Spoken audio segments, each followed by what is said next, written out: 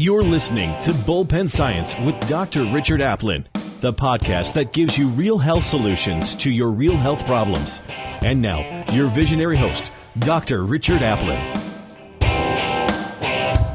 Good morning, everyone. Dr. Aplin here with Bullpen Science. And, of course, we have Teresa and Glenda. Say hello, guys. Good morning. Good morning. And we got some really good information we want to cover with you today. And to start with, we're going to start with the article for this week. I ran across this article this past weekend, and it's something that we knew was going to happen. It was just a matter of time for the science to catch up.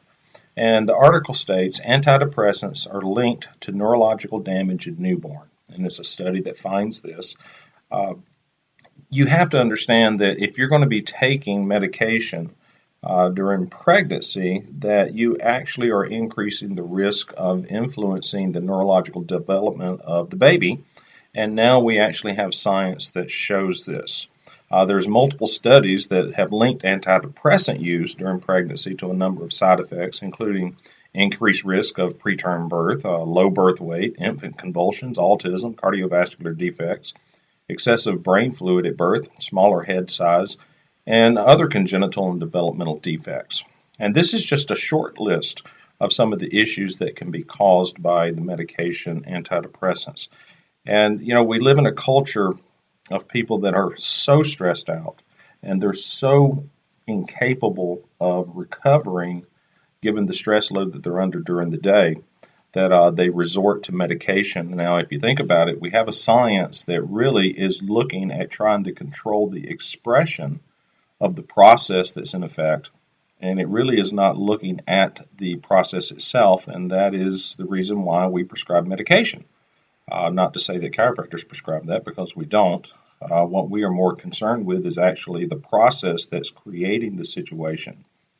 Well, I tell you, in reading the article, I think it's one thing that jumped out at me, and I think it's important to acknowledge that some issues that we have in this society really don't hold any weight. But this is one that does, and so we don't want to minimize the fact that pregnant women may suffer with depression. Absolutely. But again, you say, why is this happening? Not the what, but the why. Yeah, and you know, we've built this entire culture now, this medical culture, on not looking at why. Yeah. We just look at what's going on, and given what's going on, we go to our book, and our book says, prescribe this medication to control that particular what. And we have, I don't know if it was just we weren't thinking or we intentionally did not want to think, but we just don't want to look at this why issue. And that really is the undercurrent that's going on in that person's life at that moment. Yeah. Well, over and over, we see it again that people are not concerned with the why, because they want the here and now. We live so much in the here and now. Yeah, we call that the microwave mentality. Yes, the microwave mentality, the microwave society. Who cares? Just give me something to take care of the what, and never mind against the why. And that's put us in a world of hurt at this point. But now, beyond putting us in a world of hurt, now we're looking into this next generation, directly affecting children that are not even yet born. Absolutely. This is a problem. So one of the things, you know, I'm just going to skip over to the very end of this, and I love this statement that this person, Kelly Patricia Omeria, all right, she says, the question, of course, is no longer whether antidepressants are harmful, but rather how much more damning research will be necessary before regulators take action to remove them from the market. Yeah. That is huge. Yes. And, you know, 5 years ago, I dare say you would not hear that kind of language or statements made by researchers. Mm-hmm. But I think the science has taken us to a point now where we're starting to see all of this negative effect, and we can't dismiss it anymore. Right. You know, used to we would just dismiss it. We'd go, oh, well, you know, that's a side effect. Mm-hmm. Well, people know in this practice, we don't talk about side effects because they're not side effects. Mm-hmm. These are non-targeted effects. Mm-hmm. You know, when you say side effects, it sort of diminishes the importance of that. But there really is none. It's just a non-targeted effect. And I think one portion is why, one portion is what. But now what's our solution? So you have you have these medicines or these drugs that are being taken to stop or to help depression, and along with other ones to help with these issues. All right, and so we say, well, we're just focusing on the what. Exactly. But what else are you going to do? I mean, we just can't drop the ball and say, well, this is what's happening and just leave it alone, because then if you just leave the depression alone, then you sacrifice not only baby but mother. Absolutely. If this is not help. So what do you do? How do you get to the root? What can be done? Well, this really is a stand-up call to all the chiropractors out there, because you've seen this firsthand, you guys. The pregnant moms comes in here and they start getting adjusted, and their pregnancy just turns into this blissful time. Mm-hmm. They do fantastic. Well, all chiropractors need to be working with pregnant moms. I mean, we just flat need to be doing that, because we can offer something that no one else can offer.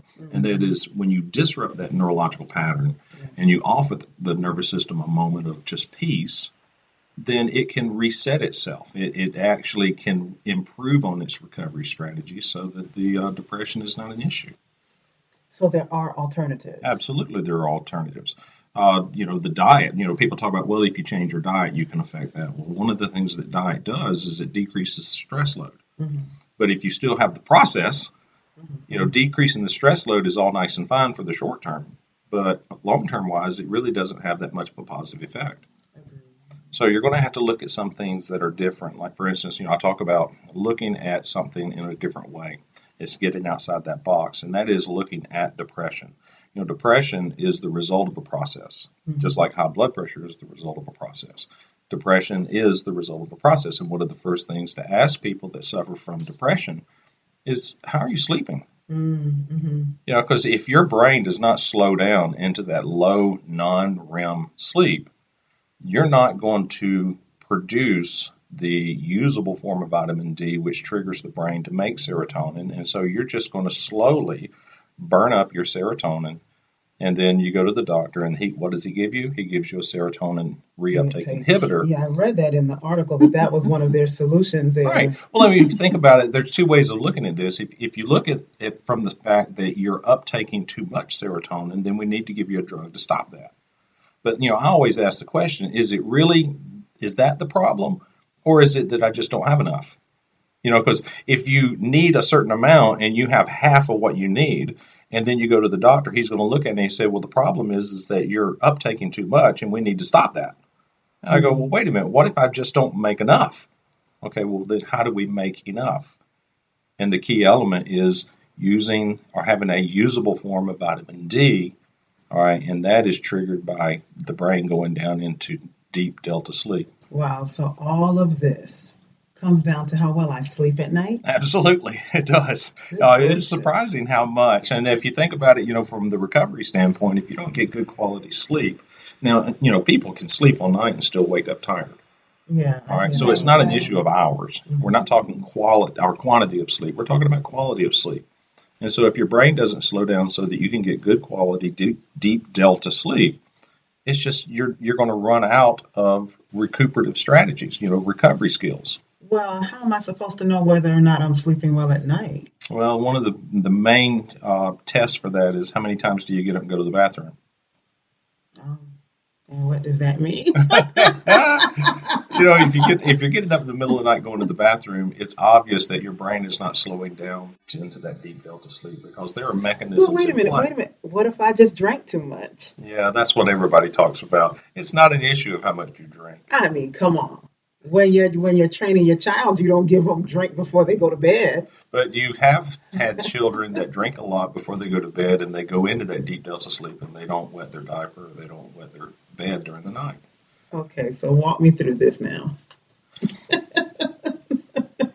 This is an excellent discussion. I mean, it really goes a lot farther than what we were going to talk about, but let's go ahead and do this. When your brain slows down and it goes into a sleep mode, you actually are trying to slow your brain down, and you go into this drowsy, dreamy sleep, and that's called REM sleep.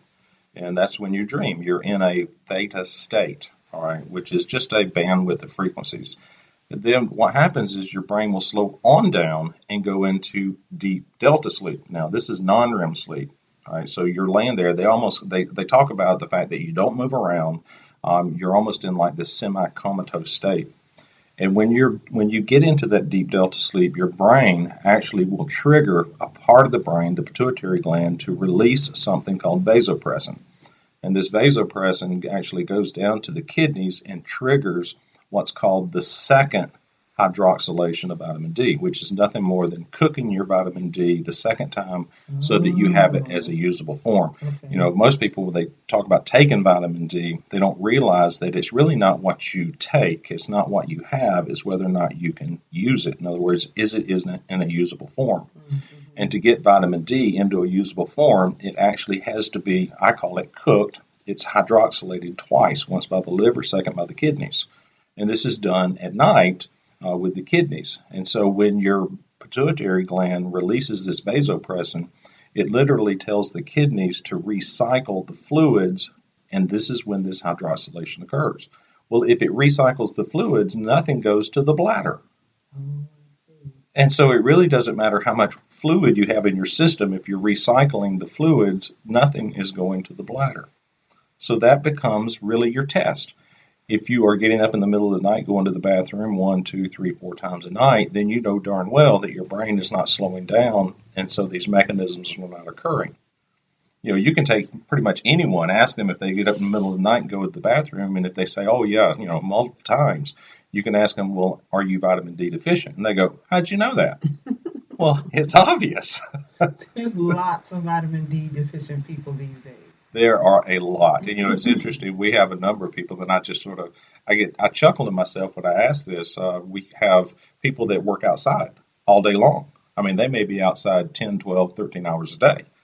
And I ask them, are you vitamin D deficient? And they go, yeah. And I go, now, how can you be vitamin D deficient if you spend all your days outside? Mm. So it's really not an issue of that. It's an issue of a usable form of vitamin D. Got it. All right. That's good info. Sorry. Thank you all at the same time. Yeah, really. And believe me, guys, this is the kind of discussions that we have on a daily basis. We not only have it amongst ourselves, but we also have this with the patients that we work with. We have a number of pregnant moms that come in.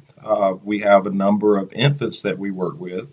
And what we get to see is just, on the surface, it's mind-blowing. But really, when you get down to it, it just makes common sense. All right, to make sure that your nervous system is capable of running the show.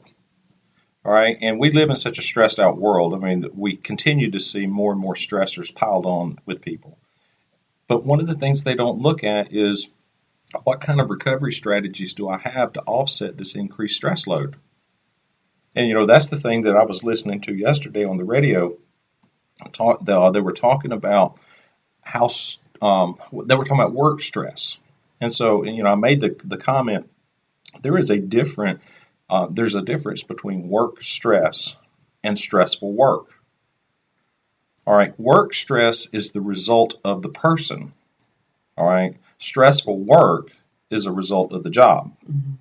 And people confuse those two things. And I think the reason why is because we just don't teach the public, all right, that you actually are part of this issue that results in work stress. And so the remedy for this, when they were talking to these doctors about this, the remedy was, of course, get out and exercise, change your diet, do all these different things. And I mean, while that's good, really what you're doing is you're just decreasing the stress load, but you're not changing the way the stress or the stressors in your life are being processed. Mm-hmm. And so for the short term, like I said, it works, but for the long term, it really causes more problems. Wow. So the key is really activating your recovery side.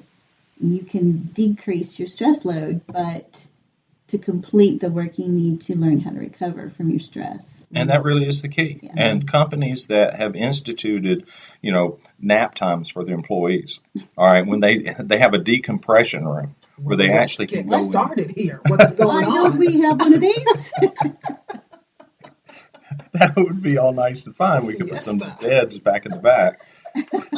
But companies that have instituted decompression zones in their buildings, where they actually have little cubicles where if you need to go take a nap, you can. What they find is that the productivity goes up dramatically for their company. One of the things the doctor said yesterday on this program, they were saying that the increase in productivity is well known when people come back from vacation. All right, and the reason why is because they were able to decompress during the vacation, and they come back in and their systems are more flexible. All right, but it's interesting, how long after the vacation does that productivity increase last? All right, I would dare say that the time frame is shorter and shorter, all right, because we're just not teaching people that, while you need to manage your stress load, if you do not exercise your recovery skills, your stress load at the level at which it causes problems will get, larger and larger. All right, in other words, it'll take less to cause the same effect. We were talking a little bit about that yesterday. Two of the things that you can do at the end of your day is to just go take a walk outside, not listen to music, but just focus on the surroundings. Yeah, and it's not really the walking that's the important part. Right. It's the fact of that rhythmic movement of walking and swinging your arms, all right, does a lot to your brain to pull off the tension out of your brain. The second thing is trying to focus your mind on something that's much more abstract. Or trying to define different smells, different things that you hear, different visual issues.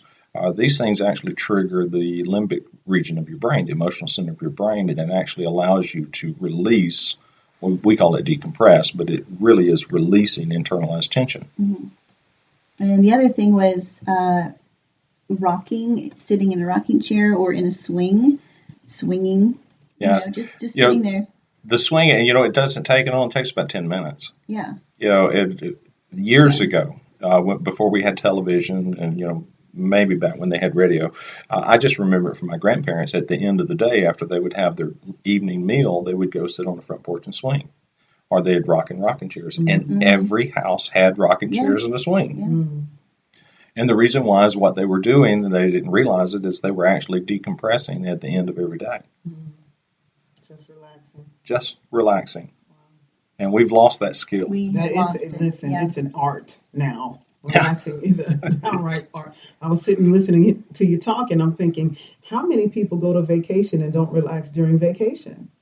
The vacation we recently took, I felt that way. How many times have you heard someone say, I need a vacation from my vacation? Absolutely. Yeah. Or I had to come back to work to get over my vacation. Yeah, we've really got to do better. And I think the reason why is simply because, we are so shackled by the way we handle our lives. They are so ultra scheduled. Yes. All right, that we do the same thing, And if you think about it, the vacation, it costs a lot of money. You have downtime and you have all the expense associated with it. And of course, as a human, you want to get the most out of it. Mm-hmm. But what we're missing is it's not about getting the most out. All right, it's about releasing the most. And to do that, you really can't have that kind of a schedule. Yeah. You're trying to cram as much activity as you can in that short amount of time you're gone. Right. And you're exhausted when you come home. Absolutely exhausted. All right, this has been a really good discussion, and I hope you guys have captured some gems from what we were talking about, and I hope to hear you on the next our session that we have for Bullpen Science. This is Dr. Aplin with Teresa. And Glenda. And you guys have a really great day. You've been listening to Bullpen Science with Dr. Richard Aplin. To learn more about real health solutions to your real health problems, call us at 256-203-9433 or visit us online at envisionchiropractic.com today.